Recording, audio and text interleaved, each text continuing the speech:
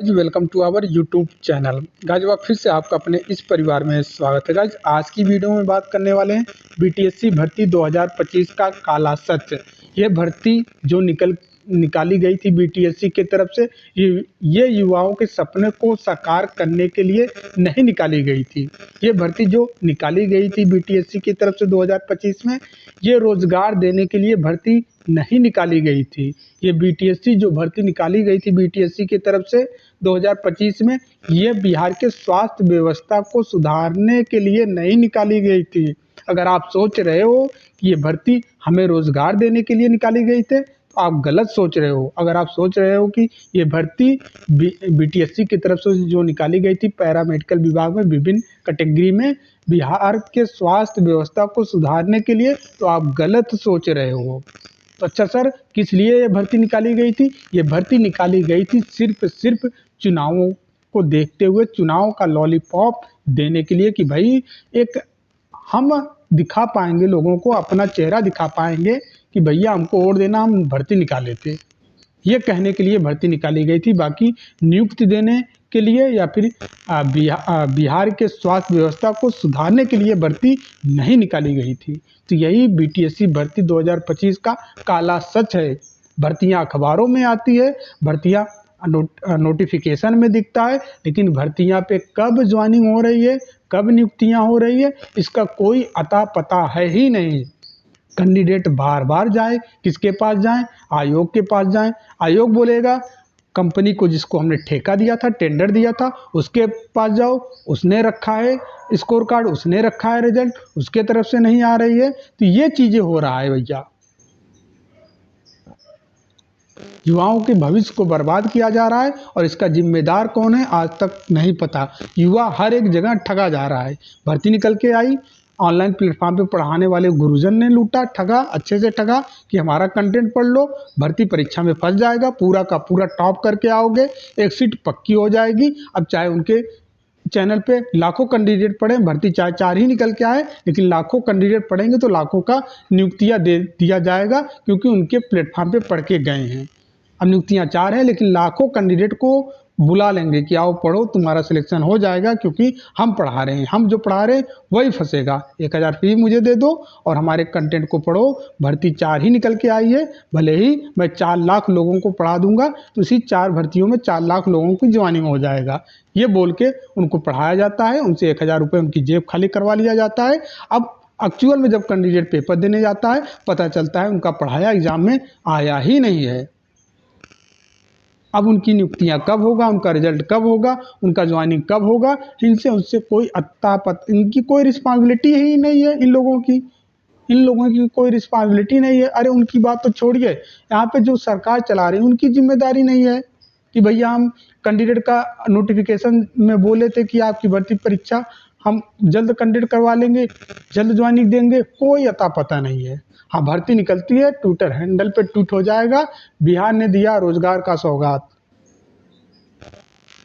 आज का युवा हर एक जगह पे ठगा महसूस कर रहा है भैया, ठगा हर कोई ठग रहा है। स्टूडेंट को कौन नहीं ठग रहा है, हर कोई। बिहार के मुख्यमंत्री नीतीश कुमार जी के ट्विटर हैंडल पे 2 महीना पहले ट्वीट किया गया था कि जल्द ही एएनएम के 8000 पदों पे होगी नियुक्तियां, जल्द होगी।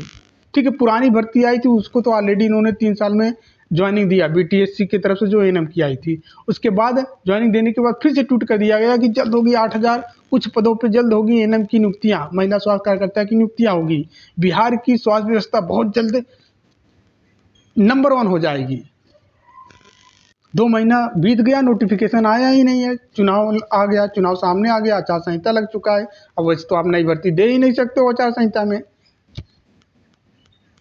इतिहास में पहली सिंगल एक भर्ती बीटीएससी के तरफ से स्टाफ नर्स और ड्रेसर का आया, ये निकल के जो आई थी भर्ती, इसका पेपर कंडक्ट इन्होंने करवा लिया था जुलाई में, ड्रेसर का 2 दिन। ठीक है, उसके बाद अगस्त में इन्होंने करवा लिया इसका स्टाफ नर्स का। ठीक ठाक है, यहाँ पे कोई दिक्कत नहीं है, पेपर तो आपने जल्दी करवा लिया। लेकिन पहली एक सिंगल यही इतिहास में एक भर्ती है जिसका आंसर की रिलीज हुए 2 महीना हो चुका है। आंसर की रिलीज हुए 2 महीना हो चुका है, बीत चुका है, लेकिन अब तक स्कोर कार्ड नहीं आया है। सोचने वाली बात है। लेकिन यहाँ पे भाई बीटीएससी से क्या दुश्मनी है? कोई दुश्मनी है क्या? क्यों आंसर की स्कोर कार्ड क्यों नहीं रिलीज किया जा रहा है? आंसर की आने के 2 महीने के बाद क्यों स्कोर कार्ड जारी नहीं किया जा रहा है? क्या दिक्कत है? प्रॉब्लम क्या है? टीसीएस को टेंडर आप दिए हो, पैसा दिए हो, चलो काम करो, हम पैसा दे रहे हैं, तो ये आपकी जिम्मेदारी बनती है ना। इसमें कैंडिडेट की क्या गलती है? या फिर कैंडिडेट को आप क्यों बोलते हो कि जाके टीसीएस से पता करो? एक तो इतने दिनों के बाद, इतने सालों के बाद, दिनों के बाद नहीं, इतने सालों के बाद बहाली आप दे रहे हैं, ठीक है। बहाली देने के बाद भी ये चीज़ हो रहा है कि पेपर तो हो गया है, आंसर की भी आ चुकी है, ठीक है। और जिन लोगों का आंसर की स्कोर कार्ड दोनों आ चुका है, उनका डीवी ही नहीं हो रहा है।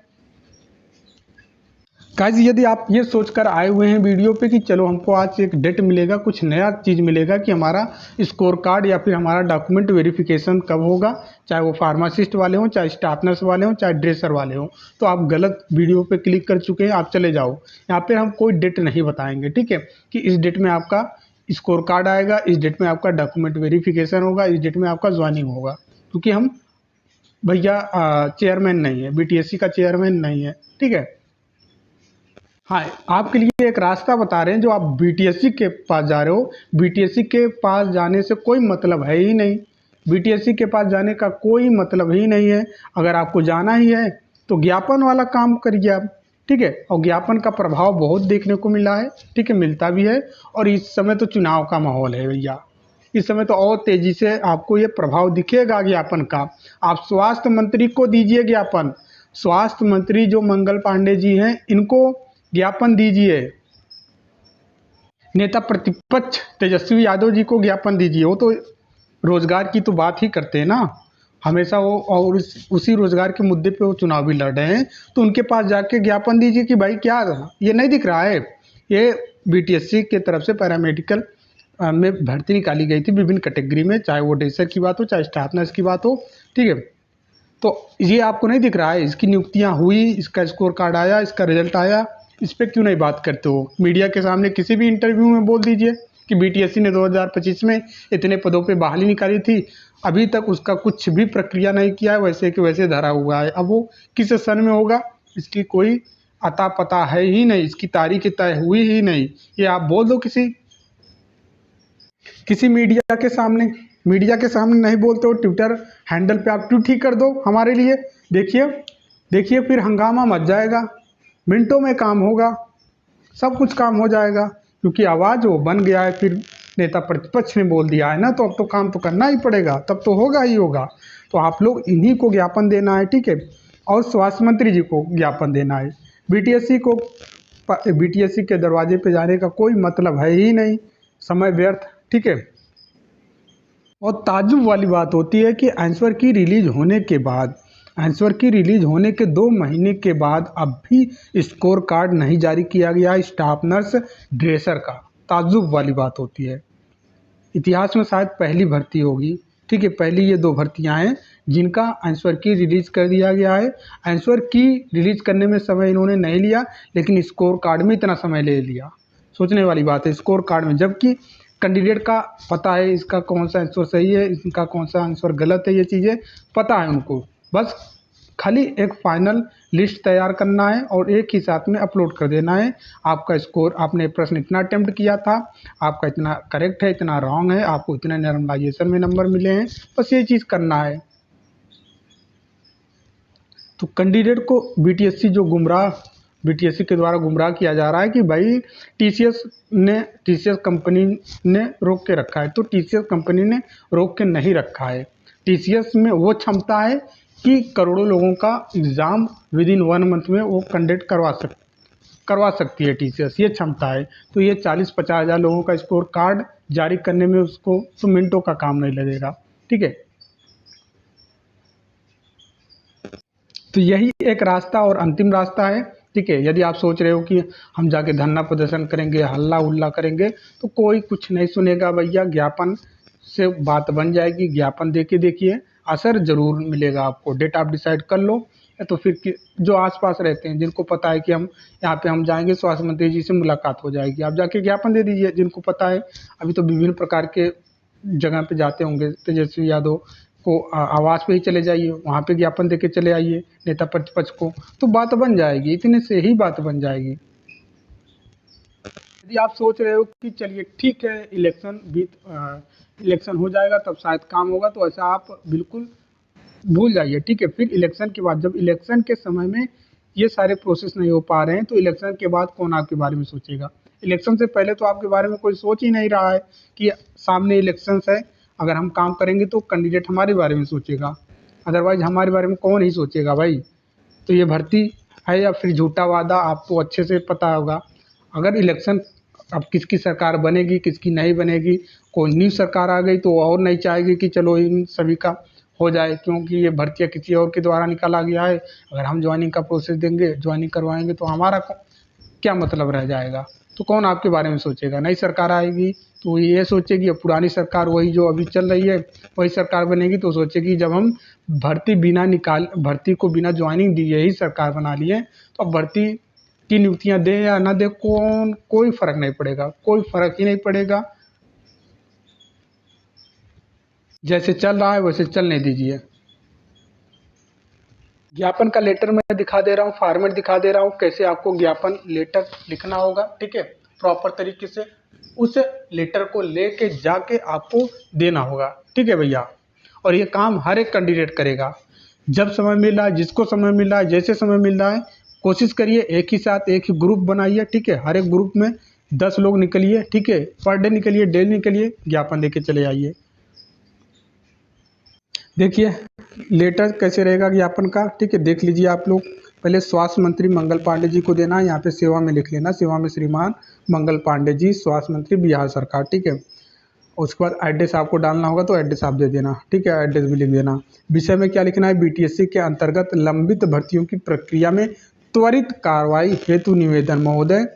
महोदय सविनय निवेदन है कि बिहार तकनीकी सेवा आयोग बीटीएससी द्वारा प्रकाशित विभिन्न भर्तियां, जैसे कि ड्रेसर हुआ, स्टाफ नर्स हुआ, फार्मासिस्ट हुआ, एक्सरे टेक्नीशियन हुआ, की चयन प्रक्रिया लंबे समय से लंबित पड़ी है।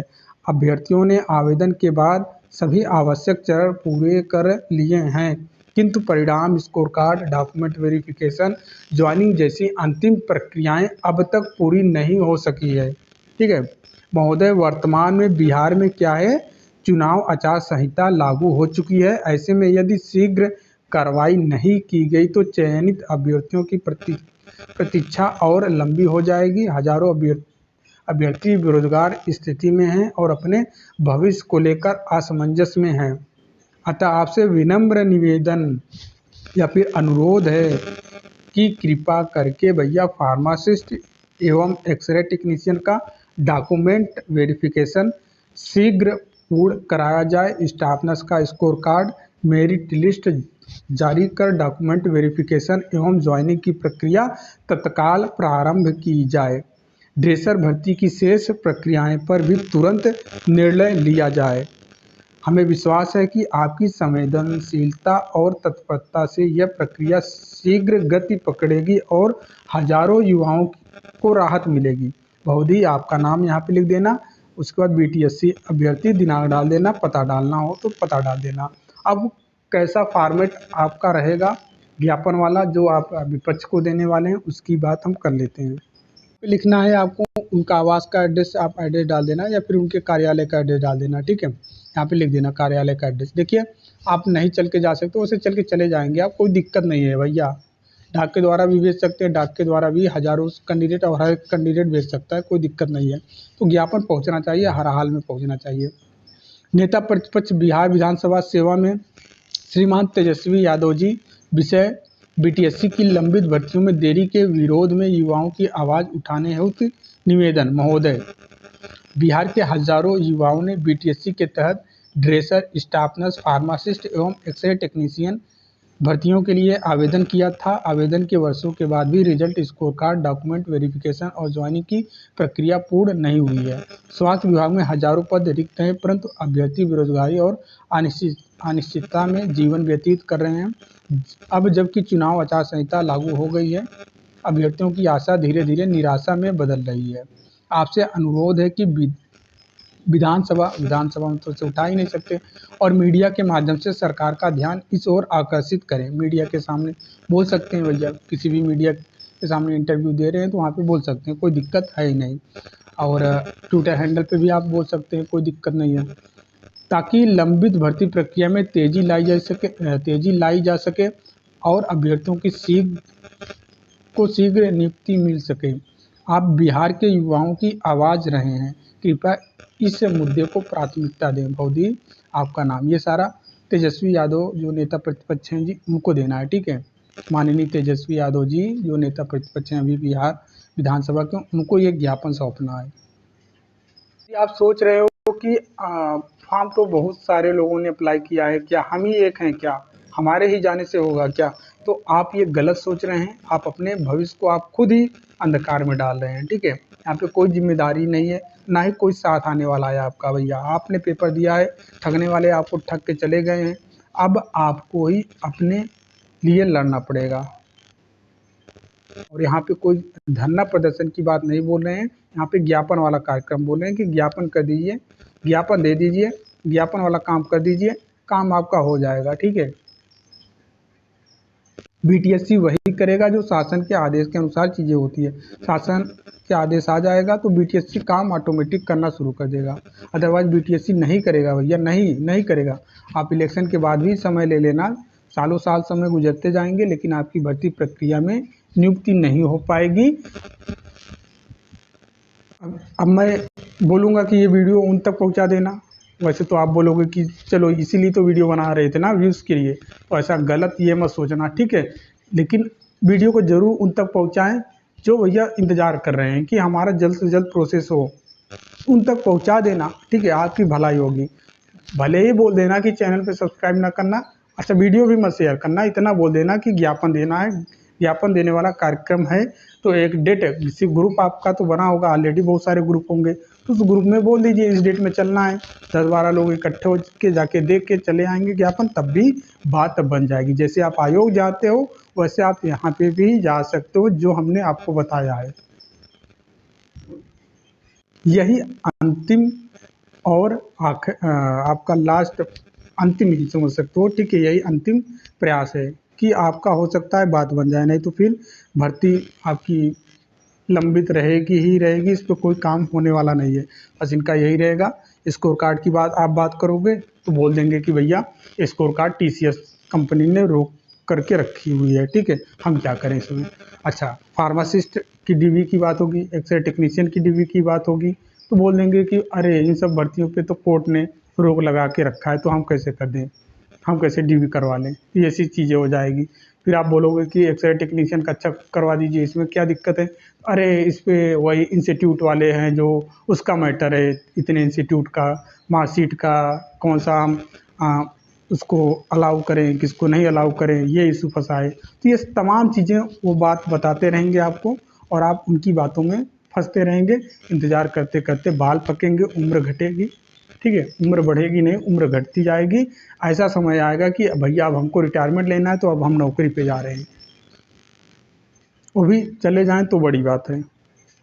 तो फैक्ट चेक होता ही रहेगा। अगर विपक्ष बोलेगा कि हम इतना रोज़गार दे रहे हैं, तो उनका फैक्ट चेक किया जाएगा, ठीक है। पार्टी की तरफ से फैक्ट चेक किया जाएगा। कैसे पॉसिबल होगा हर घर में नौकरी देने का, ये जो आपने बात बोला, ये पॉसिबल हो पाएगा कि नहीं? अरे भाई पहले आप तो दे के दिखाओ, आप तो दे के दिखाओ। उन्होंने तो दे के दिखा दिया कि हम दे सकते हैं, आप भी तो दिखा सकते हैं ना, दे के दिखा दीजिए। आपने तो नोटिफिकेशन दिया था मुद्दा बनाने के लिए, कि जैसे मुद्दा है कि हमें अब चुनाव लड़ना है, चुनाव आ रहे हैं नज़दीक, तो भर्ती निकाल देते हैं, बाकी ज्वाइनिंग नहीं देना है। तो ये गाइज आप लोगों को ही करना पड़ेगा। उम्मीद करते चीज़ें आप समझ गए होंगे, ठीक है। बाकी आप ज्ञापन वाला कार्यक्रम कर दीजिए, और हम भी प्रयास कर रहे हैं जाने की, हम भी ज्ञापन दे के ही आएंगे। तो आप सभी लोग अपने एंड से ज़रूर प्रयास करें। उम्मीद करते हैं सारी चीज़ें आपको समझ में आ गई होंगी। तो मिलते हैं नेक्स्ट वीडियो में, तब तक के लिए जय हिंद, जय भारत।